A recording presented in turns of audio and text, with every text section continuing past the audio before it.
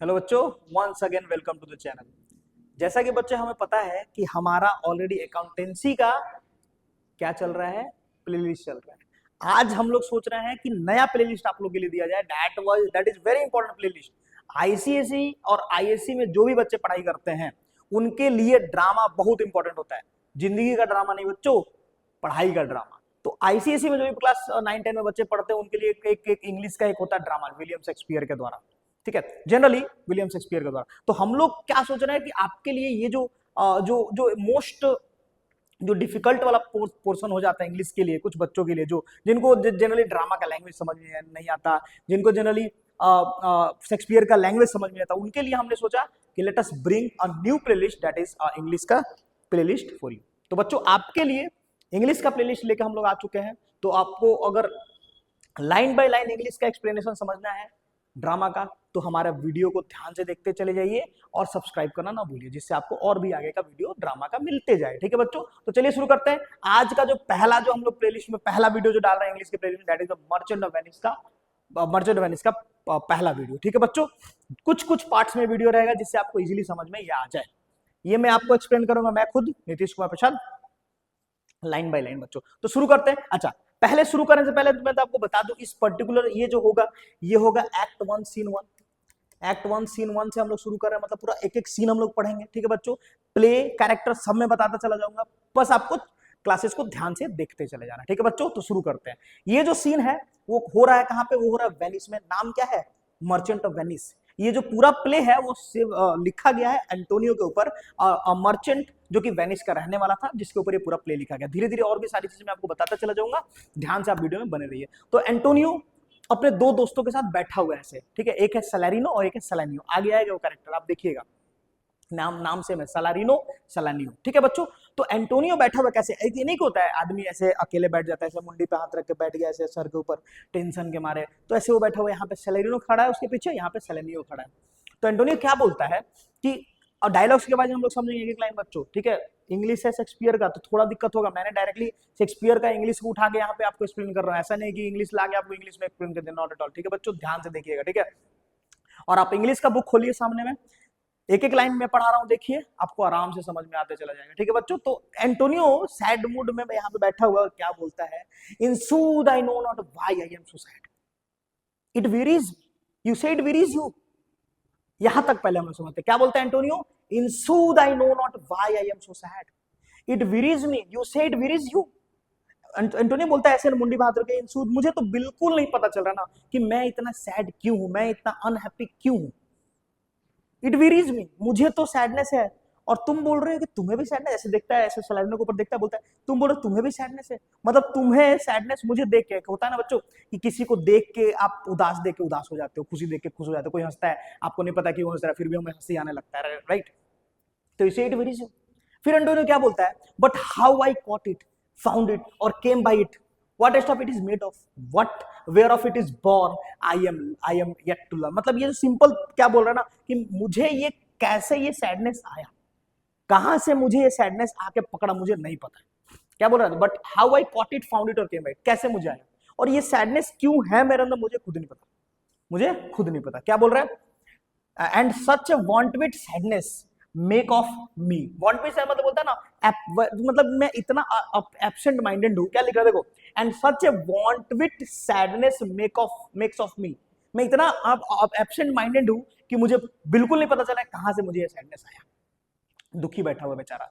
फिर क्या बोलता है, that I have much ado to know myself, मतलब मुझे अभी भी अपने बारे में सब कुछ नहीं पता है कि मुझे किस चीज से उदासी होता है, किस चीज से मैं खुश होता हूं। ऐसे करके एंटोनियो पहला डायलॉग बोलता है, ठीक है, जो कि वेनिस एक स्ट्रीट के ऊपर हो रहा है ये डायलॉग। ठीक है, सैलानिनो उसके साथ है, सैलानिनो उसके साथ है। तो सैलानिनो क्या बोलता है इसके रिप्लाई में, ध्यान से देना बच्चों। एंटोनियो ने बोल दिया कि मैं क्यों सैड हूं, आई am so sad I don't know, और तुम भी बोलो तुम भी सैड हो, लेकिन मुझे कहां से सैडनेस है मुझे नहीं पता है।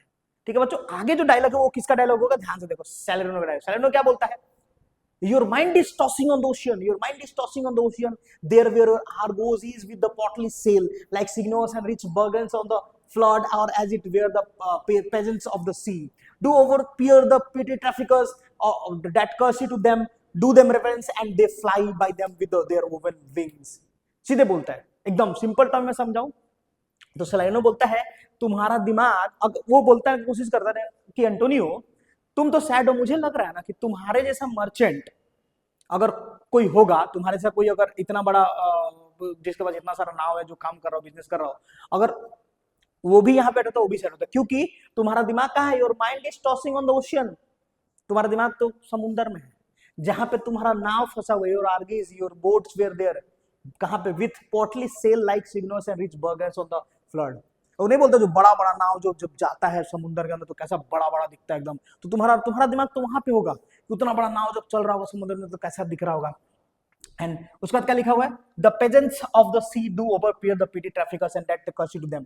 और जो तुम्हारा नाव बड़ा होगा, चल रहा होगा, उसके बगल में जो छोटा छोटा नाव होगा एंटोनियो, वो कैसा दिख रहा होगा पता है? कि वो लोग जाके उसको सलाम नहीं करते, वैसे ऐसे सलाम कर रहा होगा, ऐसे एक तुमको रिस्पेक्ट दिखा रहा होगा तुम्हारा नाव को, इतना तुम्हारा नाव बड़ा, और तुम्हारा नाव इतना बड़ा है तो तुमको तो दुखी होगा Antonio, as they fly by them with their woven wings. तो बच्चों एक्चुअली क्या होता है ना, एक यहाँ पे सिचुएशन क्रिएट कर रहा है वो सेलेरिनो, क्या बोलता है कि तुम्हारा नाव बीच में चल रहा होगा और बगल बगल में छोटा छोटा नाव चल रहा होगा, जब पानी जब बड़ा नाव चलेगा तो वो ऐसे लहर मारेगा, लहर उठेगा तो तुम्हारा नाव ऐसे चल रहा होगा ना, तो बगल वाला सब नाव ऐसे हिल रहा होगा। इट शोज कि तुम्हारे नाव के बगल में क्या लग गया? पंख लग गया, you will flying like a wings. तो ये सिचुएशन सेलेरिनो ने बोला है तुम्हारे सैडनेस का रीजन बताते हुए। किसका सैडनेस? एंटोनियो का सैडनेस का रीजन बताते हुए। नेक्स्ट, तभी एक दोस्त सेलेरिनो क्या बोलता है? बिलीव मी, मतलब मेरे को भरोसा करो। वो बोलता है, एंटोनियो को बोला मेरे को भरोसा करो, believe me sir, had I such a venture fourth, अगर मेरा कुछ इतना बड़ा वेंचर होता, मेरा अगर कुछ इतना बड़ा बिजनेस होता, मेरा अगर कुछ इतना बड़ा ट्रेडिंग होता, मेरा अगर कुछ इतना बड़ा मर्चेंट शिप होता नाव समुद्र में, तो मैं क्या करता? The better part of my affection would be with in my hopes abroad. मेरा भी सारा दिमाग वहीं पे लगा रहता कि मेरा नाव के ऊपर लगा रहता, मेरा पूरा अफेक्शन, सब कुछ perfection was on to my ship, ठीक है। And I should be still plucking the grass to know where sits the wind. और मैं क्या कर रहा होता? मैं सैड होकर होता, मुझे पता होता कि मेरा नाव इतना इतना समुद्र में है, तो मैं क्या करता? पता है मैं क्या करता बच्चों? वो क्या बोलता है सेलेरिनो कि मैं क्या करता, सूखा घास को उखाड़ता ऐसे। और जनरली क्या होता है बच्चों, ऐसे घास को आप सूखा घास को ऐसे हाथ में रख के जब उसको आप ऐसे रिलीज आउट करोगे और हवा चल रहा होगा, तो जिधर हवा चलेगा उसको अपोजिट डायरेक्शन वो मूव आउट करेगा। वो जो ग्रास ऐसे उठाए ऐसे गिराए, हवा इधर से होगा उधर उड़ के जाएगा। तो मैं देख रहा होता कि जो ग्रास किधर जा रहा है। अगर मान लो हवा इधर से आ रहा है और मेरा नाव भी इधर से आ रहा होगा, तो टकराएगा दोनों ना, तो प्रॉब्लम क्रिएट करेगा। तो वो पहला रेफरेंस देता है कि अगर मेरे साथ ऐसा तो मैं क्या करता, plucking the grass and where sit the wind. मैं देखता कि कहां से हवा चल रहा है। दूसरा चीज क्या? Peering the map for the ports and piers and roads. मैं फट से मैप निकालता, मैप के ऊपर देखता कि मेरा नाव के बगल में पहला पॉट कौन सा आता है, पहला रोड कौन सा आता है, जहां पे मेरा नाव जाकर फट से रुक जाए। हवा इतना स्पीड चलेगा समुद्र में तो नाव डूब जाएगी। इससे बने मैं देखता मैप में फटफट एकदम। And every object that might make me fear misfortune to my venture out of doubt would make me sad. और हर वो चीज जो मेरे नाव को क्षति पहुंचाता, जो मेरे वेंचर को क्षति पहुंचाता, जो मेरे बिजनेस को क्षति पहुंचाता, मैं उसको देख के टेंशन हो जाता, मैं उसको देख के मुझे मुझे सैडनेस आता। तो डायरेक्टली वो बोल रहा है, कौन बोल रहा है लास्ट में देखो, out of doubt would make me sad, मुझे वो सैड करता। तो ये कौन बोला? सेलेरिनो बोला, सॉरी सेलेनियो बोला किसको? एंटोनियो को। एंटोनियो ने बोला ना कि मैं इतना सैड हूं, तो दोनों उनको बताने का कोशिश कर रहा है कि तुम्हारे सैडनेस का रीजन क्या है। बिकॉज एंटोनियो ने क्या बोला? इन सूद आई नो नॉट, मुझे सच में नहीं पता कि मैं क्यों सैड हूं।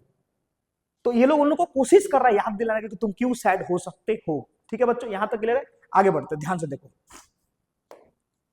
नेक्स्ट फिर सेलेरिनो क्या बोलता है? सेलेरिनो फिर से बोलेगा, माई विंड कूलिंग माई ब्रोथ।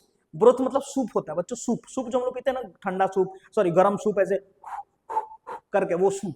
तो my wind cooling my broth would blow me to an ague. Ague मतलब फीबर, एग्यू मतलब फीबर।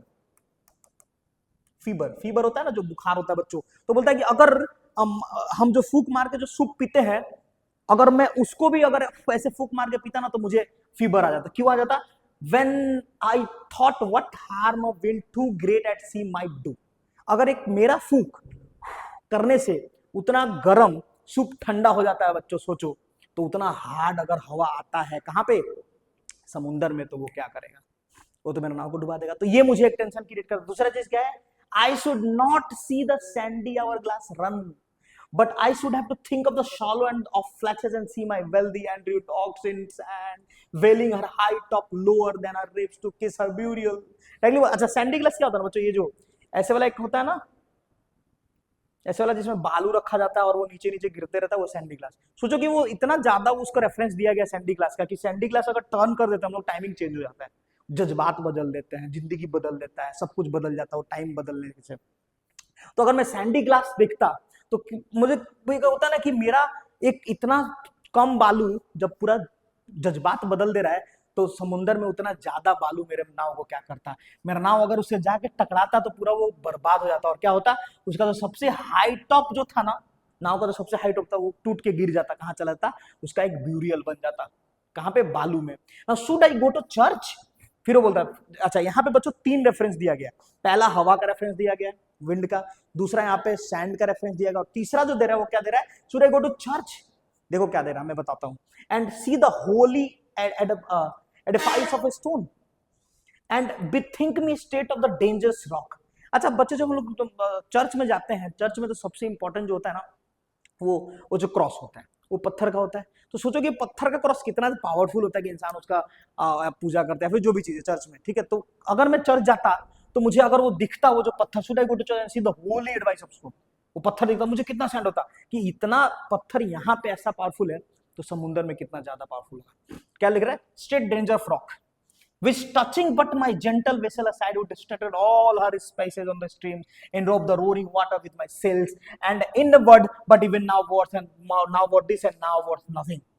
तो सोचो कि अगर उतना पत्थर में अगर मेरा थोड़ा सा नाव का थोड़ा सा अगर टकराता, क्या लिखा, देखो ध्यान से, which touching but my gentle vessel aside, just a small touch side में अगर होता तो मेरा जो नाव है पूरा टूट जाता, बिखर जाता, और उसके अंदर रखा हुआ सारा चीज समुंदर में बिखर जाता, उसको जो ना लहरों में बिखर जाता, और मेरे कपड़े लगता कि लहर मेरा कपड़ा पहन के चल रहा है, ऐसा कुछ मुझे फील होता।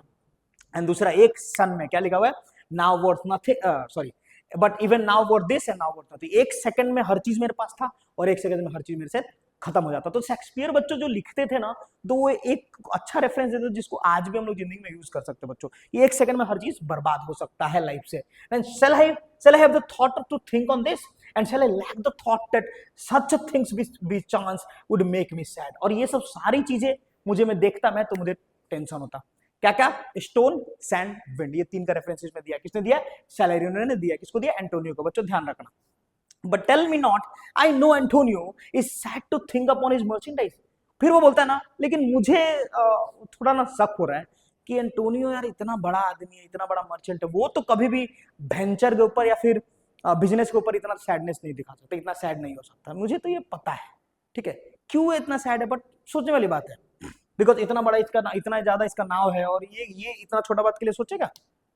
नेक्स्ट जो है वो कौन बोलता है, एंटोनियो। फिर अब बोलेगा, इतना बात तो दोनों का सुन लिया ना। एंटोनियो क्या जवाब देता है, believe me, no, I thank my fortune for it, my venture are not one in one bottom trusted, the merchant of wait a second, oh sorry बच्चों, ये ना थोड़ा सा मिस्टेक ने टिक मतलब ले लिया गया। ये एक्ट 1 सीन 1 ये तो नहीं होगा, ये नहीं है, थोड़ा सा मिस्टेक हुआ है, ये भी नहीं है। हाँ, तो यहां से, my venture are not in one bottom trusted, not to one place, nor my whole state upon the fortune of this present year, therefore my merchandise make me not sad. Directly Antonio बोलता है, ना ना ना, इतना tension मत लो, believe me, बिल्कुल भरोसा करो मेरे ऊपर, मेरा जो फॉर्चून है, मेरा जो किस्मत है ना, वो बिल्कुल भी एक जगह पे नहीं है, वन बॉटम ट्रस्ट, एक चीज के ऊपर ट्रस्ट डिपेंडेंट नहीं करता है, नॉट टू वन प्लेस, और मेरा नाम एक जगह पे नहीं गया है, तो मेरे टेंशन है, अगर एक जगह पे गया होगा, प्रॉब्लम होगा तो बर्बाद होगा, दूसरे जगह से तो आ जाएगा ना वापस। Nor my whole state upon the fortune of this present year, और मेरा पूरा किस्मत एक साल के लिए नहीं इन्वेस्ट कर दिया मैंने रखा है, मेरे पास बहुत पैसा है। एंटोनियो बताने की कोशिश कर रहा है, इसीलिए मुझे मेरा merchandise will not make me sad. तो मुझे तो पता है कि मेरे को मेरा बिजनेस, मेरा वेंचर मुझे सैड नहीं करेगा, फिर मैं उसकी वजह से सैड नहीं हूं। ठीक है बच्चों, ये थोड़ा मिस्टेकली टेकन ले लिया गया बच्चों, तो डोंट माइंड इट अबाउट, मैं इसको कट कर दे रहा हूं, ठीक है, ऐसे करके, ठीक है। आप लोग बुक में आप देखते रहना। फिर तभी सैलारियन क्या बोलता है सुनने के बाद, हाँ पता ही है, अमीर है भाई, बहुत बड़ा मर्चेंट। सैलारियन क्या बोलता है, भाई then you are in love. बोलता अच्छा, तो फिर तो एक ही रीजन है तुम्हारा सैडनेस होने का, तुम प्यार में हो। क्योंकि क्या होता है ना बच्चों, आजकल भी हम लोग देखते हैं कि आजकल कुछ कुछ जो टीनेज जो प्यार में पड़ जाते हैं ना, वो बिना मतलब का सैड होंगे, बिना मतलब का हंसेंगे, बिना मतलब का रोएंगे। आज खुश थे, रात तक खुश थे, अगले दिन सुबह सुबह सैड हो रखे हैं, जब पूछा जाता है बोलते हैं उससे झगड़ा हो गया, उससे झगड़ा हो गया। मैं आपको सीधा बता दूं कि ये जो होती है ना, जो तितलियां होती है ना, उनके पीछे ज्यादा भागा नहीं करते हैं, नहीं तो आपको सैड होना पड़ेगा। इसलिए यहाँ पे लिखा हुआ है why then you're in love. और याद लिखा लिटरेचर है, आज से 500 साल पहले शेक्सपियर ने लिखा था, अगर तुम सैड नहीं हो मर्चेंटाइज के लिए तो तुम प्यार में हो क्या?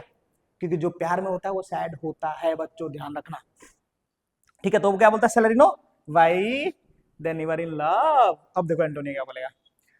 एंटोनियो बोलता है फाई फाई सेम सेम। क्या बोलता है फाई फाई मतलब सेम सेम, सेम सेम। क्या बोल रहा है, कुछ भी बोल रहा है, ऐसा कुछ नहीं है। Hmm I am not in love. फिर सेलेरिनो बोलता है not in love neither, then let us say you are sad because you are not married. अच्छा चलो, तुम्हारा मर्चेंडाइज के लिए भी तुम सैड नहीं हो। कौन बोल रहा है? सेलेरिनो बोल रहा है। फिर से वापस, तुम अपना प्यार में भी नहीं हो, तो सीधा बोल दो ना कि तुम सैड हो बिकॉज तुम्हारा शादी नहीं हुआ है। नहीं बोलते बच्चों कि ये जो शादी एक ऐसा लड्डू है, जो खाए वो भी पछता है, जो नहीं खाए वो भी पछता है, तो खा के पछताना चाहिए, ऐसा बोलते हैं सब ना। तो ये शादी है ही ऐसा लड्डू। तो वो बोल रहा है कि तुम अगर सैड नहीं हो, अगर तुम सैड हो, प्यार में भी नहीं हो, तो फिर तुम्हारा शादी नहीं हुई, इसीलिए सैड हो तुम भाई, you are not married. And it is where as easy for you to laugh and leap and say you are married because you are not sad now, but by two-headed Janus। ये जो बच्चों है ना, genus is a god, ठीक है, generally जिनका ना दो फेस होता था, उनको ना गेट पे यूज किया जाता था बच्चों। रेफरेंस यहाँ पे दिया होगा जेनस का, गॉड का, गॉड ऑफ डोर एक्चुअली इनको बोला जाता था, Roman God of door basically, जिसमें जेनस को क्या कहते हैं ना, ऐसे गेट पे लटका देते, जैसा घर का सिचुएशन होता था ना वैसा उनको पलट दिया जाता था। जैसे मान लो घर का सिचुएशन सैड है तो उनका फेस सैड वाला रहेगा, उदास वाला, और घर का सिचुएशन स्माइलिंग है, एकदम हंसता वाला फेस है, तो there is having two faces of Janus. तो टू फेसेस गॉड जेनस का माना जाता था, एक सैड है, एक हैप्पी वाला, ठीक है। तो उसको बोला गया तो फिर डायरेक्टली तुम बोल दो you are two faces headed Janus. कि nature hath framed a strange fellow in her time, some that will evermore peep through their eyes and laugh like a parrot at a bagpiper, and other of such vinegar speck that they not show their teeth in way of a smile, though Nestor swears the jest be laughable। तो basically यहाँ पे जो बोल रहा है ना बच्चों, ये जो सेलेरिनो, कि अगर ऐसा है तो तुम जेनस का रेफरेंस दिया, दूसरा क्या दिया, फिर कुछ कुछ आदमी ऐसे भी होते हैं ना कि जो खुशी होंगे लेकिन वो हंसने का कोशिश नहीं करते, एकदम मुंह में एकदम अंदर अंदर हंसेंगे। You are not want to show your happiness to the people. तो तुम ऐसा कुछ हो रहा है कि तुम अंदर खुश हो, बाहर तो हमें दिखाने की कोशिश कर रहे हो तुम सैड हो, ये भी तो हो सकता है ना एंटोनियो। तो एंटोनियो तुमको पता ही नहीं चल रहा है कि तुम क्यों सैड हो भाई, ऐसा कैसे हो रहा है? ठीक है बच्चों, ऐसे करके यहां तक हम लोग खत्म किए। जब भी ये लोग बात कर रहा था, कौन बात कर रहा था? सेलेरिनो, सेलेनियो और एंटोनियो। यहाँ तो बच्चों, तो नेक्स्ट पार्ट में हम लोग, अच्छा ये जो वीडियो होगा बच्चों, जो सीन का जो वीडियो होगा ना, वो कुछ दो तीन पार्ट में होगा, छोटे छोटे वीडियो में हम लोग समझेंगे, जिससे आपको भी इजी समझ में आता रहे। तो नेक्स्ट क्लास में और नेक्स्ट वीडियो में हम लोग क्या समझने वाले बच्चों, कौन आएगा? Enter Bassanio, Lorenzo and Gratiano. मैं यहीं से समझाऊंगा नेक्स्ट क्लास में आपको, और नेक्स्ट वीडियो में आपको पार्ट 2 इसका होगा। ध्यान से देखते रहना बच्चों, और पार्ट वाइज आप देखते चले जाओगे तो आपको सब कुछ समझ में आ जाएगा। तो बच्चों यहां तक तो समझ में आ गया होगा, लाइन ज्यादा स्पीड नहीं भागना है, दो तीन तीन लाइन हम लोग करके समझेंगे और आराम से सब कुछ क्लियर हो जाएगा। तो बच्चों अगर अच्छा लगे वीडियो, समझ में आए वीडियो, तो इसको प्लीज लाइक करो, शेयर करो अपने दोस्तों के साथ, कि सबको हेल्प हो जाए ये सारी चीजें समझने के लिए बच्चों, मर्चेंट ऑफ वेनिस समझने के लिए। और इंग्लिश का और भी मैं लेके आऊंगा आपके लिए, ड्रामा का we can say line by line explanation. तो बच्चों अगर अच्छा लगे तो सब्सक्राइब करो, शेयर करो। Thank you.